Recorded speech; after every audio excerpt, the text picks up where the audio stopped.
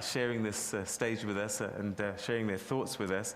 To my right, I welcome the President of the ANC Women's League, Ms. Angie Mutseka. Thank you very much indeed for joining us. Morning, and thank you very much for the Welcome to the program. Next to you, Lisa Vetten is an independent researcher. Thank you very much for joining us on the program. Welcome to you. Nhlanhla Mokoena, Executive Director, People Opposing Women Abuse. Thank you very much indeed. Welcome to you. Reverend Mbulelo Diasi, Ambassador for Brothers for Life. Thank you for joining us on the program. And sure. Next to you, Matsadi Rasodi, who's kindly volunteered to tell us her story today. And it's quite a story. Thank you so much for joining us on the program. Thank you. All right, let's start with you, Ms. Mutseka. President of the ANC Women's League, an important month for women, and this is a critical issue for our women. What are your thoughts as we look at gender violence? You know, just responding to the question that has been raised to say, as a country, are we doing enough? I think a lot is happening from civil society, your NGOs, from government, from individual people, but the fact is there's still lots that needs to happen, and even for us to understand. Because if you look at government, there's lots of legislation that has come in place. There are very strict, tough sentences that are in place. Civil society, as you have in the panel here, are doing their bit. And I don't really want to go into the different things that government also is doing to help us combat violence. But as South Africa, just this culture of violence, which unfortunately, statistics tell us that 56% of femicides happen in very private and intimate relationships. And it's a very difficult space to enter. And therefore, for me, the key thing is really around starting from the ground in terms of socializing our men and women, and that's why I'm glad that Mbulelo is here, because for me, there's a solution to say, what more do we need to do outside institutional programs that are in place to make sure that indeed we have a safe environment? It is quite problematic. Women, can tell you all women, we're always scared of being attacked at any time, and it is a very difficult situation where if you drive at night, the first thing you think about is not only being hijacked, being raped and killed. It's a very unpleasant environment. You worried about your girls, you worried about everything else, toddlers, so it's a very difficult environment to be in, especially as women activists. Half the time you feel, what more can we do as women to make sure that we can protect ourselves, protect our children, but also have a very safe environment which allows women to really live their lives, to have freedom of movement, to grow and be the best that they can be. So it is a very unpleasant and very difficult environment. But I'm always encouraged that South Africans themselves, through civil society, through, as I say, political parties, there's lots of awareness that is there, there's lots of advocacy, there's lots of commitment, but we just need to crack it and really get it right. Because indeed, lots has been done, but more still needs to be done. All right, we'll unpack some of those issues further in the conversation. Lisa, you're a researcher, so you're almost kind of got a bird's eye view of some of these issues. We've heard from the president of the ANC Women's League saying what government is trying to do and advocacy and so on and so forth. In broad terms, what are the issues in your view? We'll unpack them all a little bit later, but if you could paint a broad picture of what you see as the issues.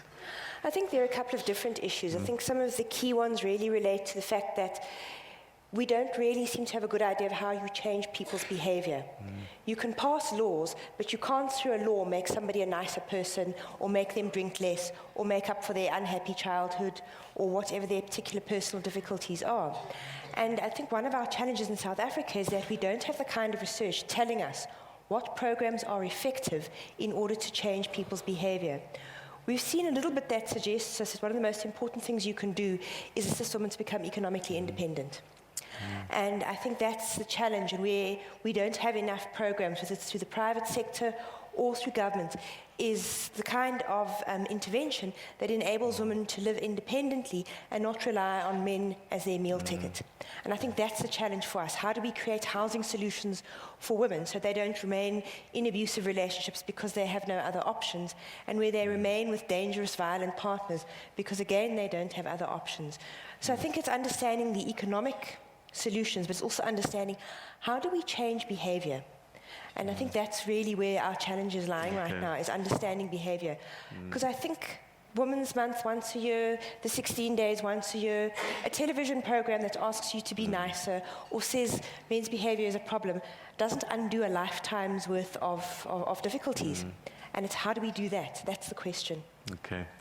And Nhlanhla, we talked a little bit, mentioned advocacy, and this is the kind of space that you're in.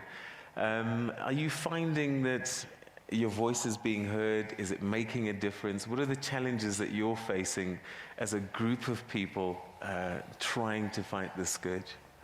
I think it's difficult to say the voices of women is being heard, especially in an environment which is very harsh to women. We are still promoting patriarchy as men and women in this country. Inequality is also another major driver. But then again, there isn't enough investment in terms of human and financial resource to fight the scourge that we are facing in our country. That's a huge thing, because in our little silos as CSOs, we are doing our bit. Government is also doing their bit. A bit of the private sector is also coming on board, but it's not enough. And we are not winning the war, because as much as we speak out, as much as we empower women to speak out, there isn't enough support to ensure that the speaking out that began with a woman saying, I'm a survivor of abuse and I need assistance, it's not followed through. The major driver is economic dependence on the perpetrators. We have not even begun to deal with that. As an organization that is providing services to women, especially in the shelters, women come in the shelter, they are very traumatized.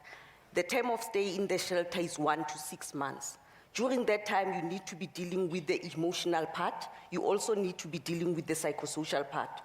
But then women also have to be in programs where they're empowered economically so that they are able to break the cycle of violence. So it's a very short period where you cannot really make a difference. So we need economic empowerment programs that women can start whilst they are in the shelter and can continue once they've also exited the shelter. But there's a struggle with that. I mean, power has been in existence since 1979, and we are not winning that war. Our voice is out there. We are not being heard because we sometimes feel that we are talking to people who don't understand. As much as we bring survivors on board to speak out about their plight and what is happening to them, but it doesn't seem like people are hearing. I mean, this morning, our latest victim is a 4-month-old baby. So, but South Africans continue to blame survivors, whether in a rape case or in a domestic violence case. Survivors, we question survivors. What could they have done to stop what has happened to them? So as we continue doing that, we need to make sure that initiatives from government, from civil society, from individuals and the private sector meet somewhere so that we can see that impact that we want to see, especially in the lives of the survivors. Okay. Mbulelo, we're hearing about, and Lisa mentioned it, we need to change the behavior and understand the behavior. And unfortunately, the perpetrators tend to be men. What do we need to do you think, to change the behavior, to change the attitudes? And what do the men who are not the perpetrators need to do to join the party and change men's attitudes? Peter, firstly, we are disappointed. We are so sorry to all women of South Africa. We are not, we don't appreciate what you are doing as men. We are such a disgrace in our society. We are disappointing everybody. Our families, even our children cannot trust us anymore. And that is why we have decided to stop organizing summits and conferences in big hotels in Kempton Park. We decided to go to communities and spend our resources there by conducting dialogues and try to understand what is really happening, what's wrong with us. I'm also included in that list. We are moving around. Fortunately, we have a campaign, Brothers for Life campaign. We are using that campaign as a tool to engage men in our society. Of course, there is a resistance. Honestly, men do not understand this gender program. They don't understand it. Immediately, you mention name gender. To them, you are talking about women. And to them, it's like they're losing power. And government is empowering women more than anyone in the society. So there is a misinterpretation of this program. But we are trying our level best, Peter, to engage and make men to understand this program within the context of human rights. That even though I grew up without my father, but that does not mean I must abuse and hurt other people. It's no longer an excuse. Of course, we do listen, because when you conduct a dialogue, you must listen. But the majority of these men are complaining that because they grew up without their fathers and all that, they don't know what is right, what is wrong anymore, and the level of unemployment and all that. But we agree in principle that we can't continue hurting other people because of those excuses. Because, by the way, all of us grew up without fathers, including women. So we are trying our level best. That is why we have partnered with the Deputy President's Office and the Department of Women in bringing all men together on the 24th of August in Johannesburg Stadium, because we have adopted a campaign that says, "Not in our name." Okay. All right. Let's leave it there for the time being. And I want to introduce you to Matsadi Rasodi. And Matsadi, your story perhaps speaks to what is happening typically, sadly, and why we're here. And I'd like you to share your story, because you lost your sight as a result of a domestic violence. Tell us your story and what happened to you. Yes, I am a victim of abuse, which left me with a permanent scar as I'm sitting here today. And I learned to forgive in quite a big way by breaking the silence also, talking about it. However, I believe abuse is wrong. It should not be condoned. Whoever is still doing it today should be punished. It should not be allowed to our children, women in our country. It should be stopped. Can you tell us what happened to you, Matsadi? Yes, I was abused.